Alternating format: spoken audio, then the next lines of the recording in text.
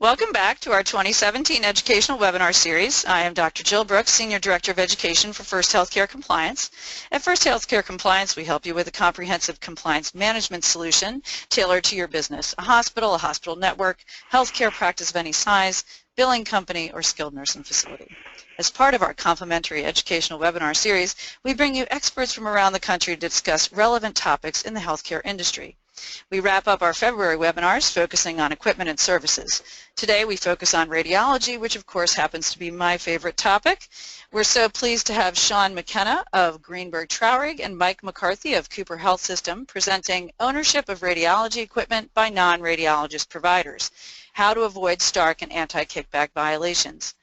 As you may know, Sean McKenna has presented for us before, and he brings such a great perspective with his wealth of experience. He focuses his practice on healthcare enforcement and regulatory issues, representing individuals and providers under civil or administrative investigation by the Department of Justice, offices of the Inspector General, and Attorneys General Medicaid fraud control units, as well as in criminal investigations and matters involving the United States and state attorneys general.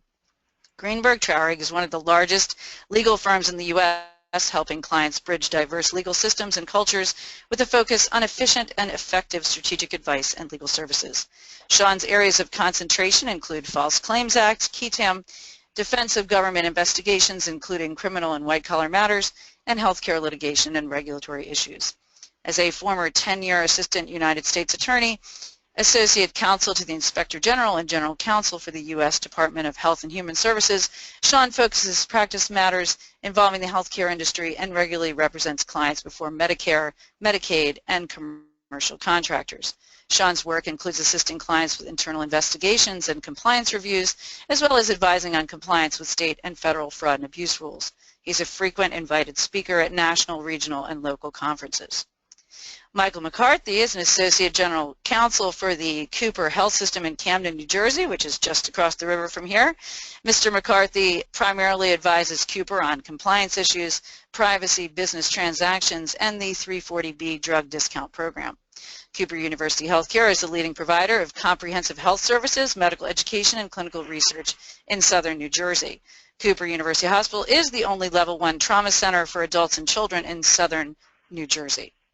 Before joining Cooper, Mr. McCarthy was an assistant U.S. attorney in Northern District of Texas, where he was a member of the Dallas Medicare Strike Force. Mr. McCarthy is a graduate of the Loyola Chicago Law School. A copy of the handout is available for download on your control panel.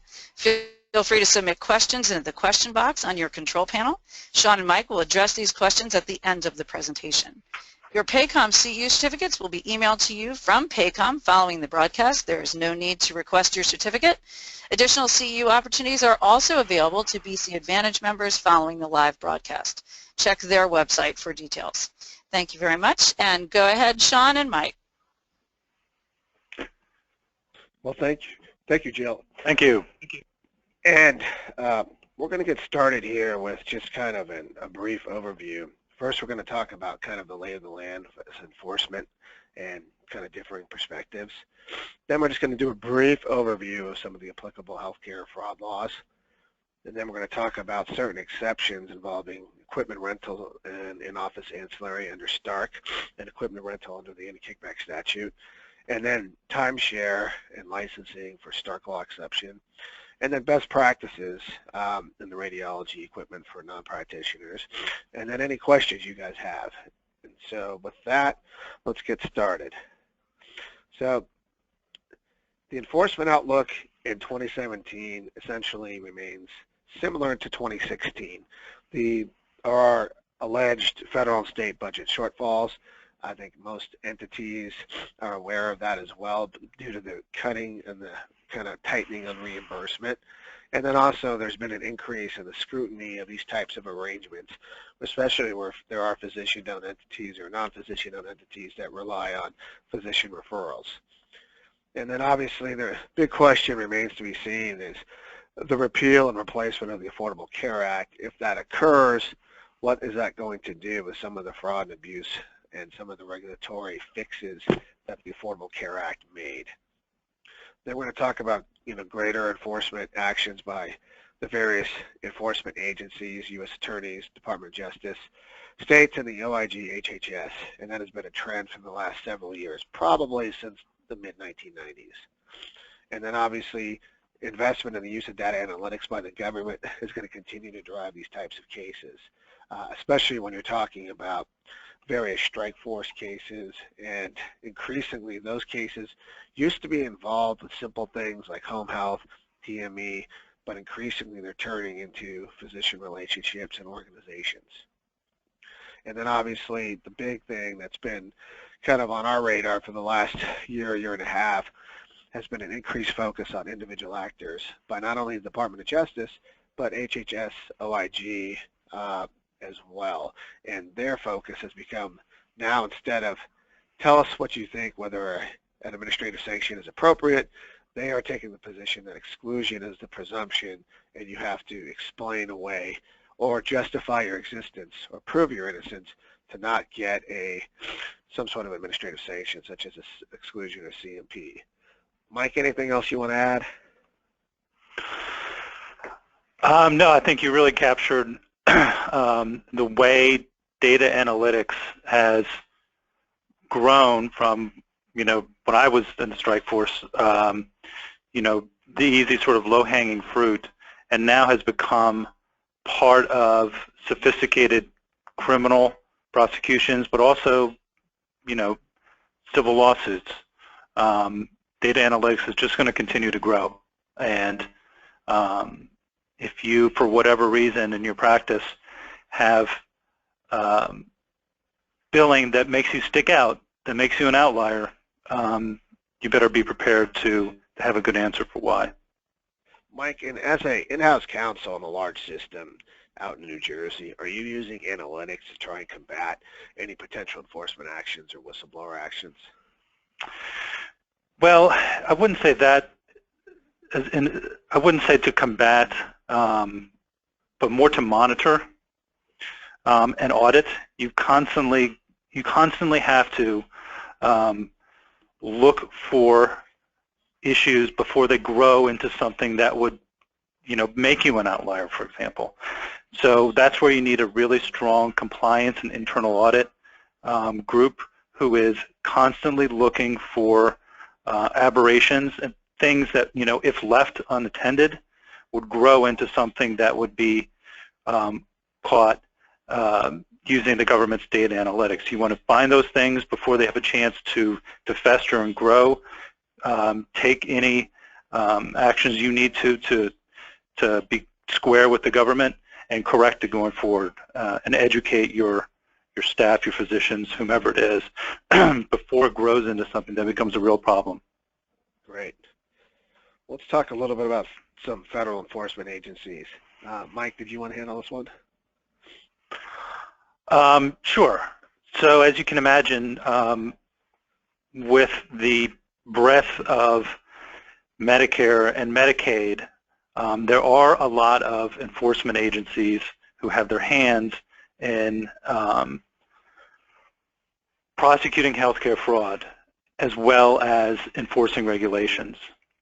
So you have the Department of Justice, of course, but it's criminal, civil, and antitrust. Now, when a matter has come to the government's attention and can grow into a case, it is reviewed by the criminal division. There's always going to be a level of criminal review for potential healthcare fraud prosecution versus some sort of civil action, administrative action, or lawsuit. Of course, you have the Drug Enforcement Agency. There are a lot of diversion or so-called pill mill cases that also involve fraudulent or sham services provided to these people in exchange for their drugs. So there you have the sort of marriage of pill mills and healthcare fraud. That's Mike, one. Yeah. Go ahead. I'm sorry. Well, that's one area where you would see a lot of DEA presence because it might not seem like an easy fit. Right. And part of what is their state licensing boards that are looking into these types of arrangements as well, and they're now increasingly being allowed to look behind the arrangements and see if there is physician or some sort of relationship with physician or referral sources. One of the big things that I've seen, Mike, is partnerships with private payers and the special investigative units that are comprised mostly of former law enforcement officials for the Aetna's United Humanas, and they are working closely with the FBI and trying to bring cases, criminal cases, involving arrangements with particular suppliers, physicians, hospitals, etc. And they're looking at scrutinizing, non-Medicare arrangements. And you've heard a lot about, hey, if I don't take Medicare or federal funding, we should be okay. And I think that leaves out some state laws as well as potential federal criminal laws. So we're seeing a lot of that in my practice, at least. And then obviously, the DOJ and these agencies have distinct funding sources apart from appropriations. And it's called the HICFAC fund, and it's a statutory fund where they get hundreds of millions of dollars a year to provide law enforcement training, hiring more prosecutors, more agents, which means more cases. And then obviously, no matter what we do on the federal side, there's going to be a corollary on the state or even the administrative or licensure side.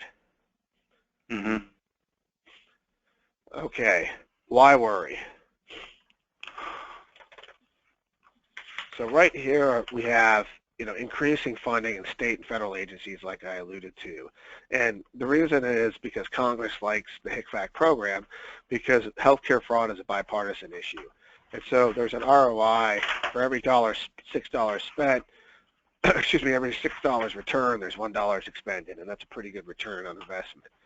And then recently, during fiscal year 2016, which was last year, the OIG expected recoveries of more than $5.66 billion. That kind of somewhat jives with DOJ saying they recovered about $4 billion as well.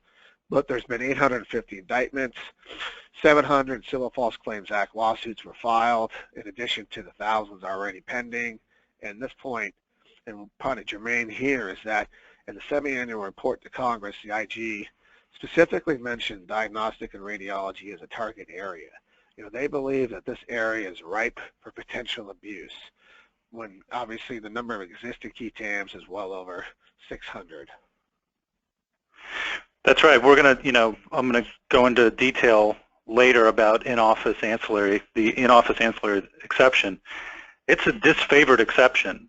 The ability for a group practice to refer within the group. These type of arrangements are on law enforcement's radar without a doubt.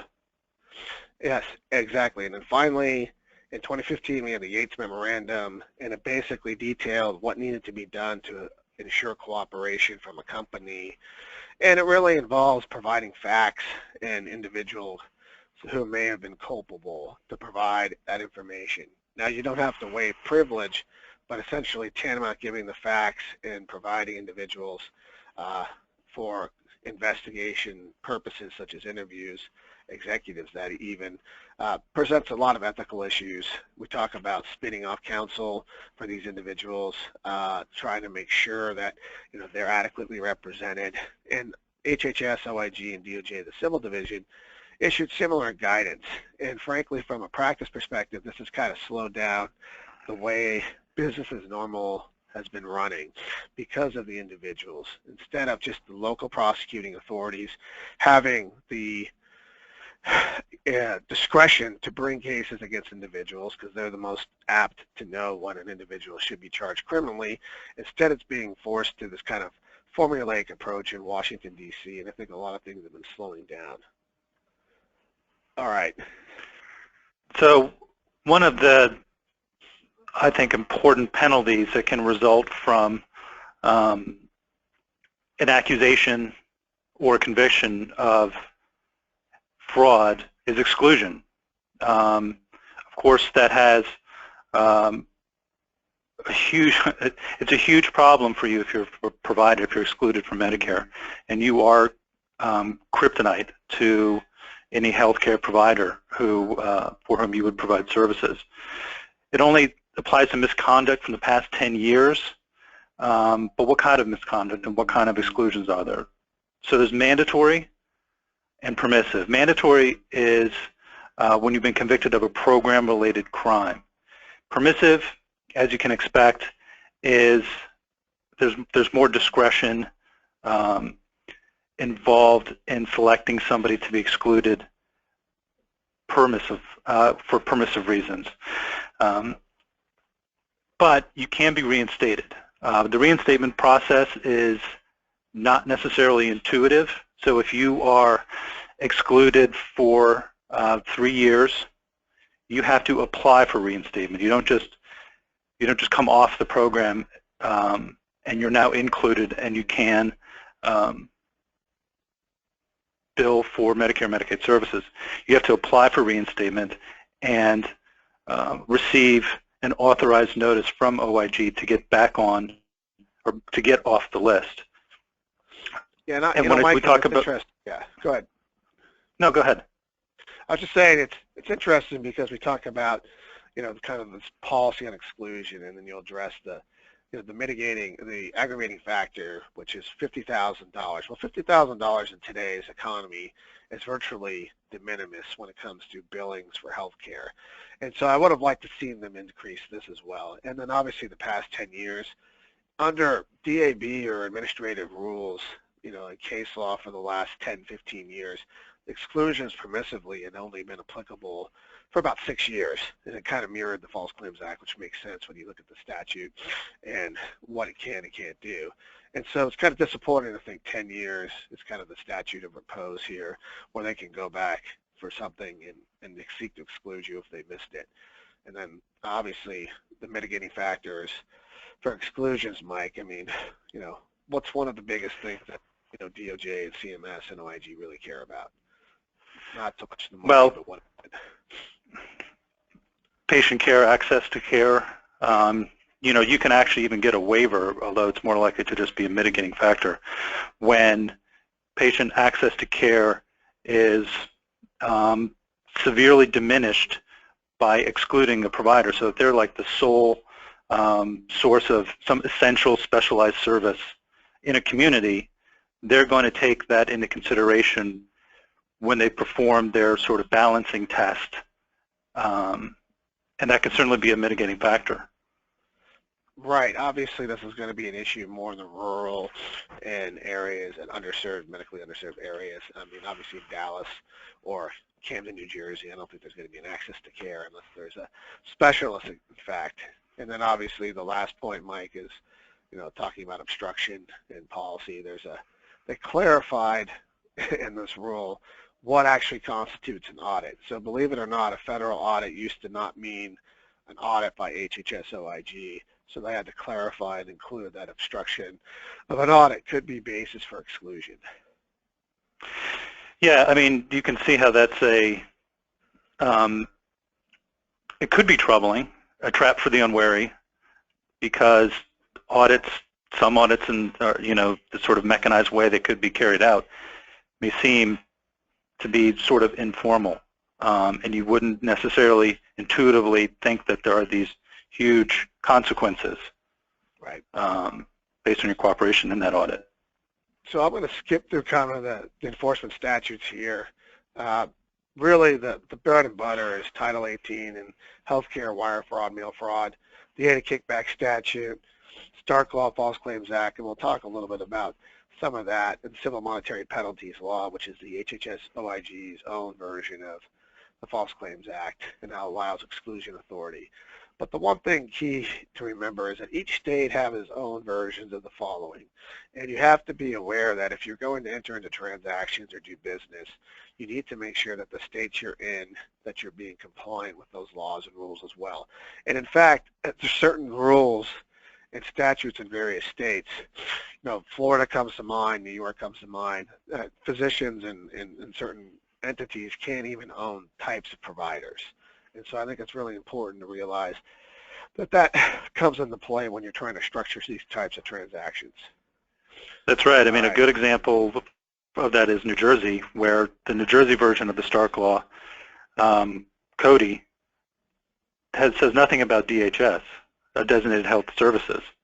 So you may think you're just fine in New Jersey by meeting a stark exception by saying there's no designated health services being provided, but you're still in violation of the state law. So it's something you really need to think about.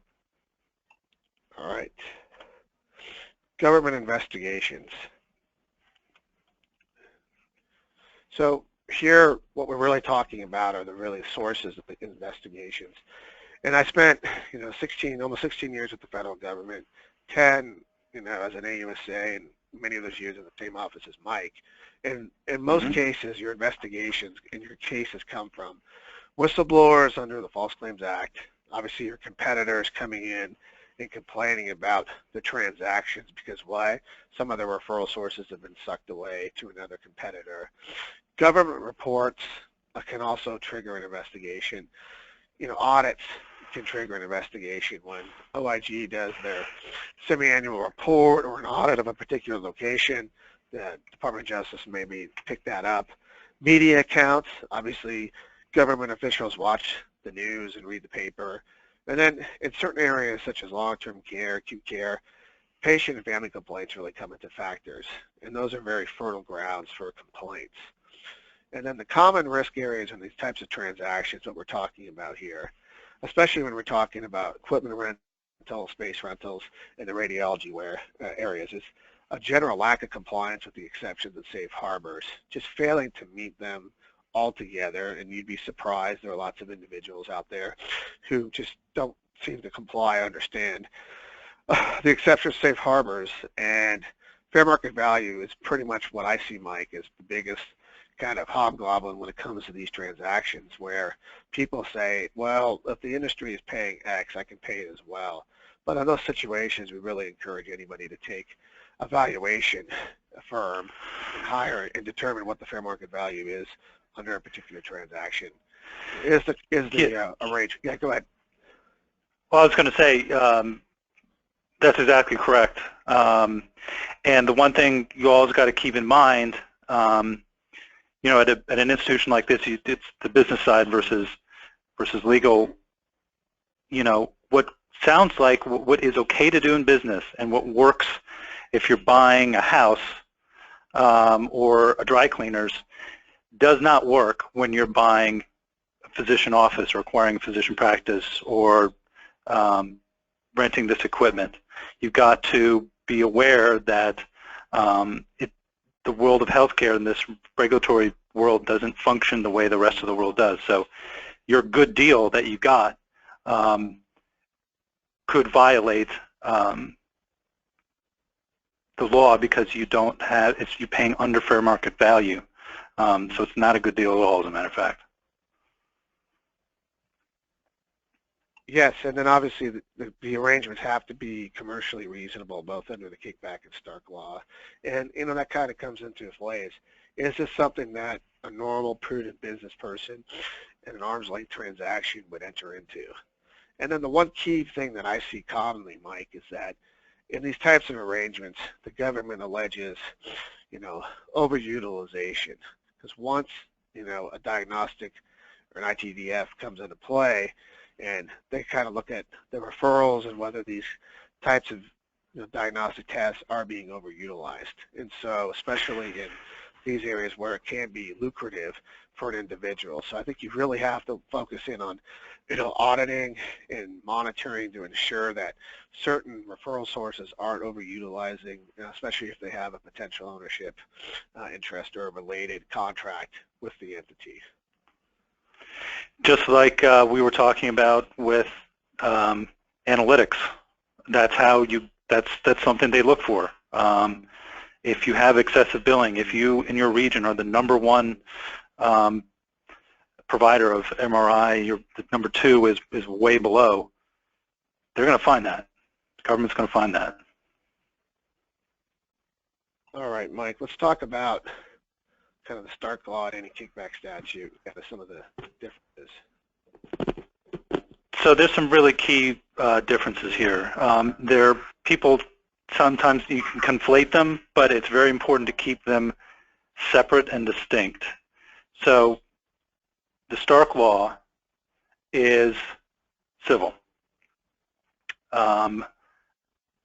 anti-kickback statute, criminal. And for Stark, I brought this up earlier, it first has to be a designated health service, which is a broad definition, but that does not apply to the anti-kickback statute.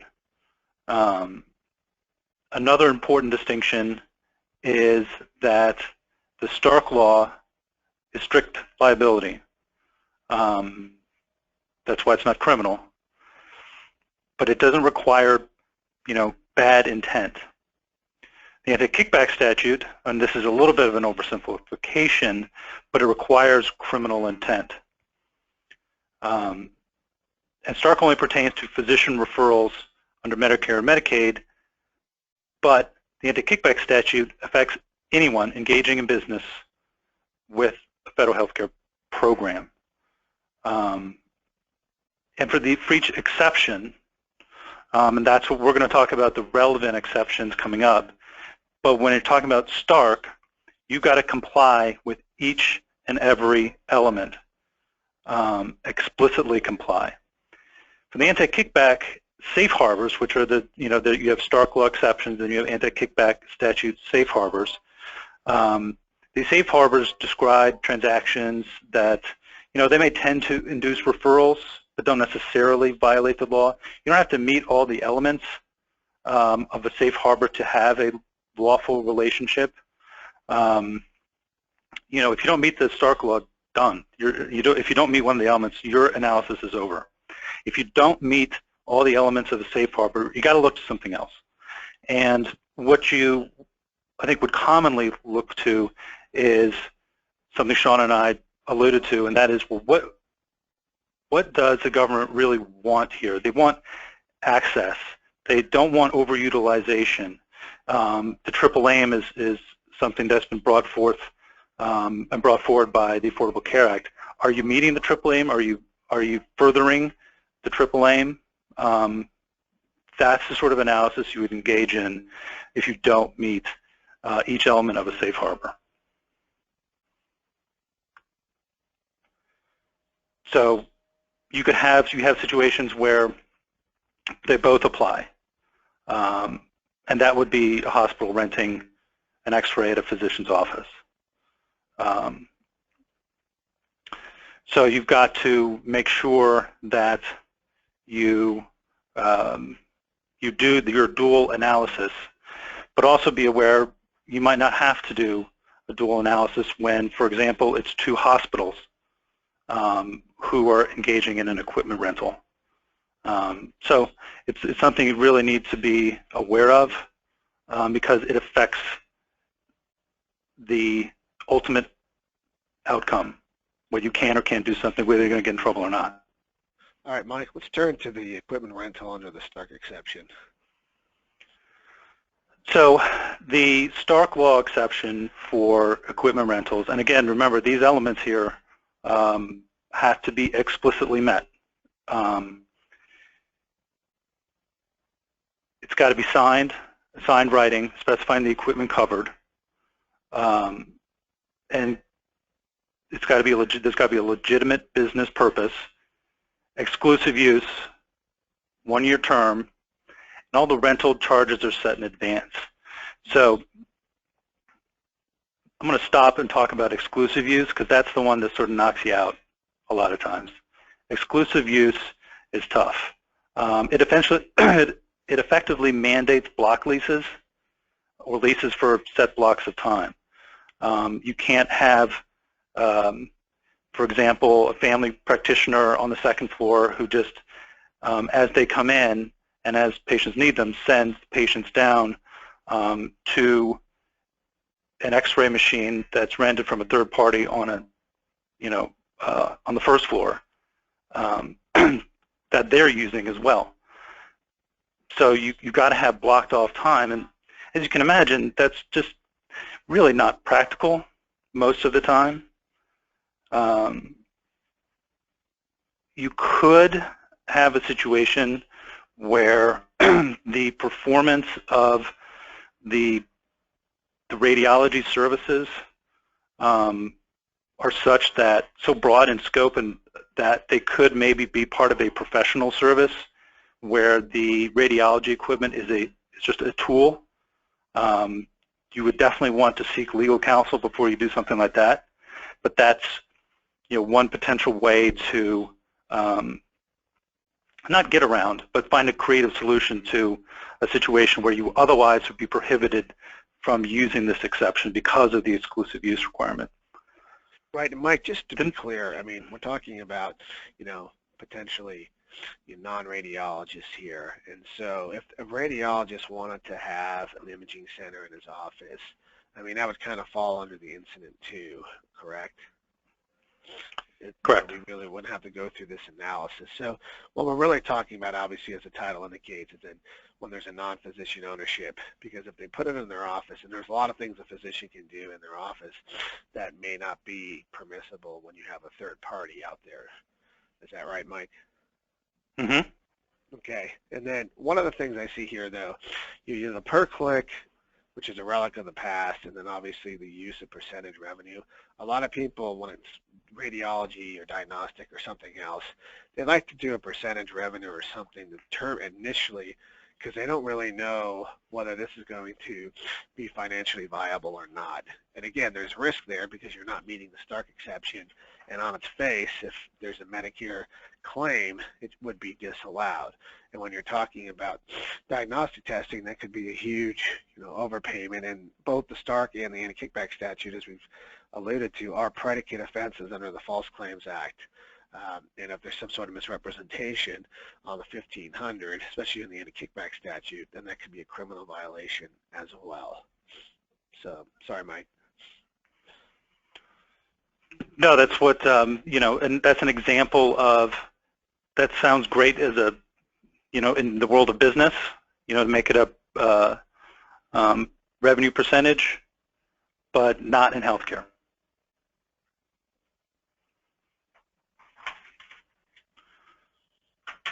So we can go to the next slide. Yep. So remember, if you've got to do a dual analysis, you don't stop at Stark. However, it's got the same elements as the equipment rental exception under Stark. The only difference really is there's no exclusive use in the anti-kickback equipment rental safe harbor. And then you would, also when you're doing a anti-kickback statute analysis, you go back to maybe I don't meet every element, but that doesn't necessarily prevent the relationship. Right, and I think that's important, Mike, when you're saying that just because you don't meet the safe harbor under the anti-kickback statute doesn't necessarily mean you violated or committed some criminal offense or even a False Claims Act. However, they're going to look at the contemporaneous evidence, your emails, your course of dealings, kind of what the purpose of the arrangement was, and then from that they might be able to infer, based on the totality of the evidence, the intent. However, on the last point here, it says the one-purpose test. That is something that came out of a case, probably 17 years ago in the 10th Circuit in the McClatchy case, where it talks about if one purpose of the remuneration is to induce referrals or prohibited referrals, then you violated the statute. But there's a real tension here, and the OIG has articulated that test and used it in other cases. But if you otherwise meet the anti-kickback statute safe harbors, but it's still intent-based, and the government alleges that one purpose of the test was, for the remuneration was for referrals, which, let's be honest, of course, you'd enter this transaction in the hope that you would get certain referrals to be profitable. That's kind of the business side versus the compliance legal side. The government has been aggressive in arguing that, one purpose test. So just when you're dealing with these and in the transaction phase, you have to be careful, especially when dealing with potential physician referrals, that they're not, or investors even, they are not, indicating a host of things regarding, what they hope to get out of it, their ROI on their investment, et cetera. That can all be used as a kind of penumbrum on the intent-based to prove the one purpose. Right, right. Start going off to ancillary, which is a lot to talk about, I understand, but can you break it down for us? It's a lot to talk about, and I'm going to not get in the weeds here. You know, to put it succinctly, it allows physicians and group practices to refer within their practice for certain types of services that are a common part of the physician's normal practice. But that's succinct, but there's a lot more to it. For example, are you a group practice? That is not a simple question. It's very complicated, in fact, and there are various tests, and that's why I'm not going to get into each and every test that you have to pass to even get into this exception. You have to be a group practice. And practically speaking, that would be an intelligent way to design the whole structure, personnel structure, the architecture of your group practice to make sure that the way you're set up conforms with the definition of a group practice. Because let's face it, this is the exception that you're going to be leaning heavily on when you want to get reimbursed for services, for all the services that you provide. So the exception, it imposes supervision, location, and billing requirements. And for billing, the service has to be billed by the physician performing or supervising the service, the group practice, if the supervising physician is a physician in the group practice, under a billing number assigned to the group practice. It can be billed by an entity that is wholly owned by the physician or the group practice under the entity's own billing number or the number assigned either to the physician or the group practice. And even a third party billing company acting as the group practice physician, etc. You've also got to think of, okay, there are those requirements pertaining to this exception, but you can't lose sight of regular billing requirements from CMS, such as Incident 2, and those have to work in concert and are meant to be taken into consideration as part of meeting this exception. So for location, it's where the service was furnished. So where it was actually performed or the item was dispensed. And I know that's not on the slide, but I'm just going to quickly touch on the location. It's got to be in the same building where the referring physician or a member of the group practice furnishes services that meet one of 3 tests. Again, I'm not going to go into the tests. They're based on how long you sort of open and providing services at the site. They can be furnished at also a centralized building where that's used by the group practice. And in addition, the services have to be performed by, as I said, the referring physician, member of the same group practice as the referring physician, or individual supervised by the referring physician or one of the physicians in the group.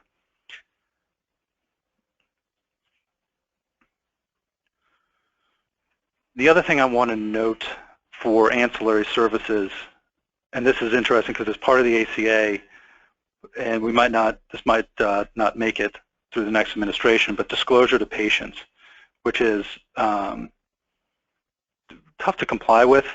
I don't know how many people actually are able to do this, but when at the time of a referral, you've got to give a written statement to the patient, basically telling them, okay, this you're gonna go get this service from another physician in my group, but here are some people you can go to instead. more or less. You can mail it to the patient, you can email it to them, but that's a sort of ticky-tack and potentially onerous requirement for the exception that I'm not sure everybody can meet. Right, but Mike, I've seen the government hanging their hat on when it's talking about patient steering allegations or even a kickback that there was no patient choice to go to a non-owned or non-group setting, and so I think it's an easy thing to miss, but I think it's important given the context of what the government has done before. Right, and that is consistent with the patient-focused delivery of care that it was part of the Affordable Care Act, and that's the mindset that the government wants providers to be in. Absolutely. Okay. So anything else on the side? No, let's move on to timeshares. Okay. Timeshares are a newer Stark exception. I'm not going to go through all of the elements that are on your screen and in your handout, but there's some key differences here between the timeshare, which is basically a license to use equipment. You don't have a possessory interest in the equipment in this type of arrangement. It's not the same as a rental. So why is that important? Lots of the requirements, the exclusive use being one important one, aren't here. They're in the rental but not in the timeshare. But there are some important sort of parts of the timeshare exception that narrow it. So the equipment's got to be predominantly used for the provision of evaluation and management.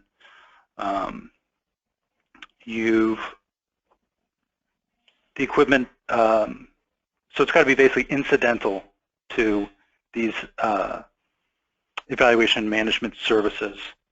And that means you have to monitor. You can't just say, well, that's pretty much what we do. We're going to continue to do it.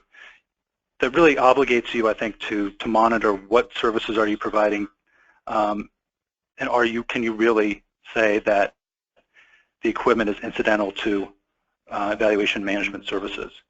So there's no requirement for the block leases, the exclusive use. But this, it's not a solution to all your problems, all your compliance problems. You've got to look at, is this commercially reasonable? And as we said throughout this presentation, that's where you can fall down. So what if you went out and you got evaluation based on potentially a rental arrangement, and you say, wait a second, there's this timeshare exception out there. It'll be easier for us to structure our relationship. Let's use that. Well, that FMV might be different because you're talking about a rental versus a license. So you probably would not want to use that valuation that you got for a rental interest and use that as your fair market value for the timeshare exception. Mike, going back to the E&M side, I mean, I think in a radiology setting, having an X-ray, for instance, when someone's presenting with, pain in the arm and they had some sort of traumatic injury, I think that can definitely be deemed commercially reasonable. It's just kind of when everybody gets an X-ray regardless of the complaints. And you and I've had cases like that back in while we were AUSAs. But I think it just has to be consistent in the use to support the E&M that's being used. Yeah, that's a good point. There's some overarching core things that run across all the exceptions, and you really hit on that one. You've got to be aware that the government's looking for stuff like overutilization. So whether it's even you intended to or not, if everybody's getting x-rays, everybody's getting the same x-rays, you may not think it's a problem, but you're going to have to explain that. And if you have an explanation, then that explanation is going to be bolstered by any sort of compliance, evidence of a compliance culture you created. And that's going to be policies, education. Those are going to be things that are going to help you out when you have to show that this is all medically necessary and this has certainly not been done to generate revenue for the practice. All right, Mike, let's get to the next one, the slide, the final slide.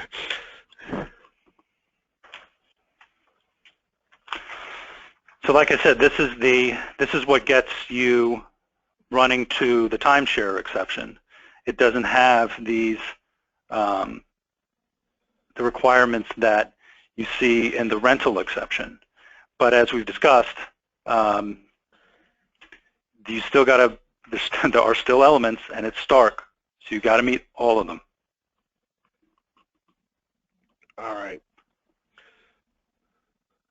And then obviously it does apply to IDTFs, and then you got to look for more interpretive guidance because this is just a broad overview of some of the highlights. But I mean, it is somewhat technical as well. It is somewhat technical, and it hasn't been around enough, I don't think, to see, and you might know better than me, I haven't seen a lot of guidance or case law or a whole lot, good or bad, right, that would add to a discussion here with timeshares.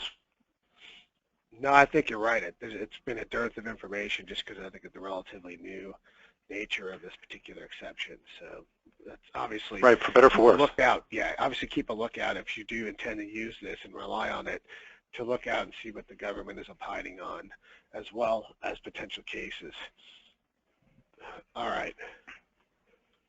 Briefly, on repayment of disclosures, no discussion of potential exceptions and potentially not meeting exceptions would be complete without kind of the first and foremost rule is that if you got to fix any problems to reduce your potential exposure.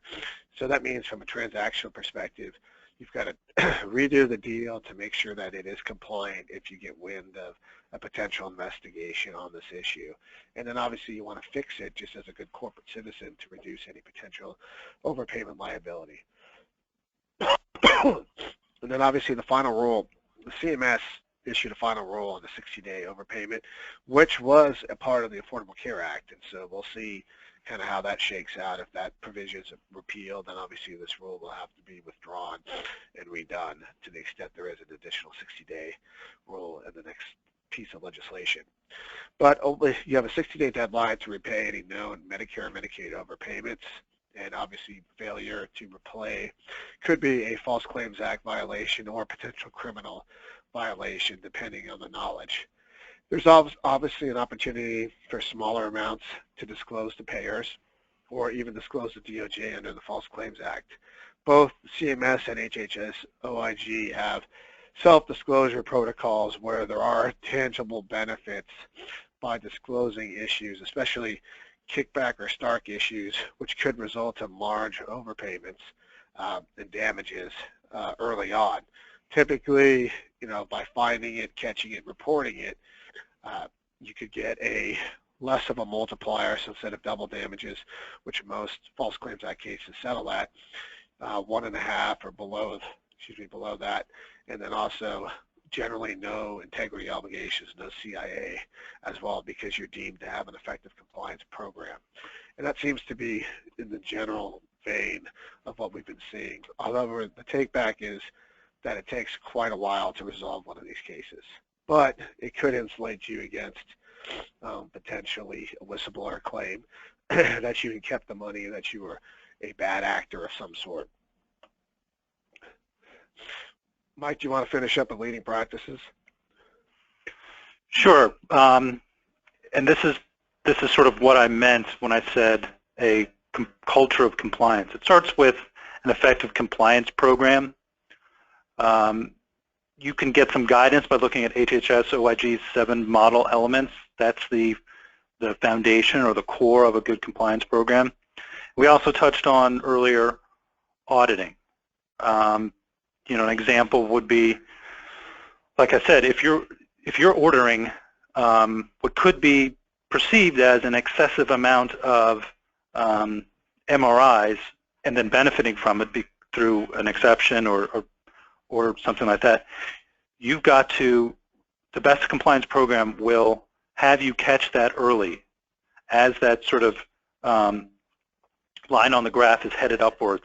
If you've got a good compliance program, you catch that early. If there's a problem, you pay it back.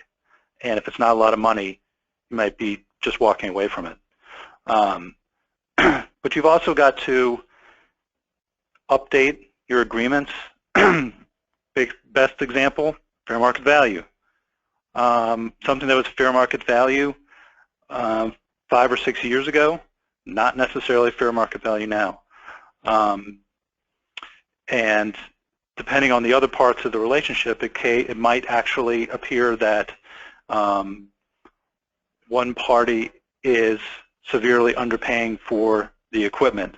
And it's not because you're a bad actor, there's no bad intent, it's because you just never even saw the agreement after you signed it. And you've been, operating for 10 years or something. Right. So you have to renew and update arrangements.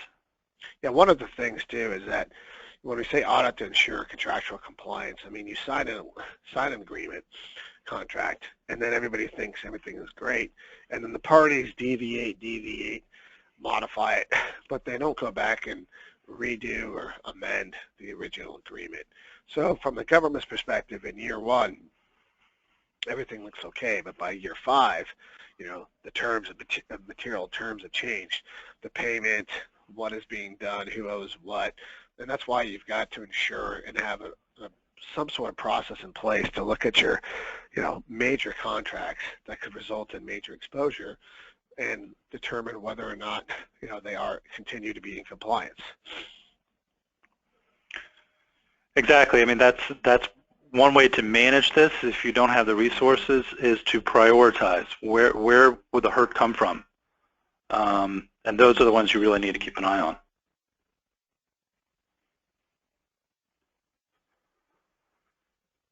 And of course, there's a lot of information, commentary online. Advisory opinions, especially, are a good way to not only keep track of where the government stands on specific issues, specific relationships, but it also, because they come out fairly regularly, but that also serves, I think, as a reminder that it's time to, when you see an advisory opinion, it's time to also do some reevaluating of some other things and seeing what else has come out and has the landscape changed. Right, and obviously there's certain, it's categorized on the OIG HHS's website. The OMIG for the state of New York also has some good information as well. But advisory opinions, whether it involves radiological or diagnostic testing, I mean, there's certain analogous provisions in there in arrangements that I think can be used as kind of a guiding light, and that kind of seems to be most common practice. Mm-hmm. And then the Federal Register commentary, every year, you look back at the original commentary and preambles for the notice of comments for the Stark or the kickback rules and examples. You can see a lot from there as to what the government thinks or doesn't think based on what, how they shoot down certain proposed revisions or not. And so that's a good, obviously, good place to look. And then reported cases and settlements. I mean, obviously, if there's a opportunity to see what somebody else has done and it turns out that that could be problematic, then maybe it's time to take a look at your own organization to determine, if you guys should alter your practice. Compliance industry groups, there's a lot of them out here. We're talking to one right now who's sponsoring this website, and GAO and other reports, audit reports, evaluation reports by HHS OIG. Those are all good opportunities to kind of subscribe for free. It's all free, and then determine, how to affect if at all, or change kind of your operational practices. So that brings us to the end of the presentation. If there are any questions, please let us know, let Jill know, or email, etc. All right, I have a couple of questions. How commonly are these types of arrangements reviewed by the authorities? I'll take that. Very common. I mean, we talked about how in HHS OIG's 2016 annual report, they specifically mentioned radiology, and the Obama administration particularly did not like in-office ancillary exception to Stark, and there was some talk of either diminishing what fell under that exception. This is in 2014, I believe, or getting rid of it altogether. Such was the sort of perception that you are increasing utilization per se when you receive an economic benefit from the referral. So I would say absolutely they're reviewed. And we talked about looking at settlements and those sort of things. A lot of times the government will kind of go after a genre. If all these nursing homes are doing this incorrectly, maybe everyone is. So if you start to see some a trend, then that's when you really have to check out what you're doing and make sure it's kosher. Another question, do you have any advice on payment arrangements with radiologists that are reading diagnostic studies that are performed in office? Well, it's a relatively broad question. Again, any arrangements, like we talked about, you really should kind of meet the basics, exceptions or contractual obligations under the Stark or Kickback, and generally that's in writing for at least a year, fair market value, and it's commercially reasonable. I think if you can at least meet those factors, a lot of the arrangements between radiologists, reading screens, etc., should be I think viewed upon favorably. Not always, but at least meeting the basics for the exception under Stark, which I think are relatively easy to satisfy, and also the kickback statute. For the in-office ancillary services exception, does a mobile vehicle or van count? It does. It actually would be, when you're talking about a centralized building, that is part of a building, and that's why you see it so often. But there is a specific link back to the in-office ancillary services exception that allows for that. So I would want to be careful, but yeah, that is covered under the exception. And so you mentioned the written statement disclosure to patients to avoid patient steering. What do you recommend as the best practice when referring a patient for an exam? Like to recommend several location options, or what do you recommend? Yeah, I think generally what I've seen. Go ahead, Mike. What do you guys do in your practice? There's some. It gets really specific. So it applies to MRIs, CTs, and PET scans. So I think you want to look to 5 suppliers within 25 miles and use reasonable effort to do so. That I think is the best way to approach it. The belt and suspenders. You can mail or email it to a patient. You don't need to keep the acknowledgement, although that's probably a really good idea. You need to update it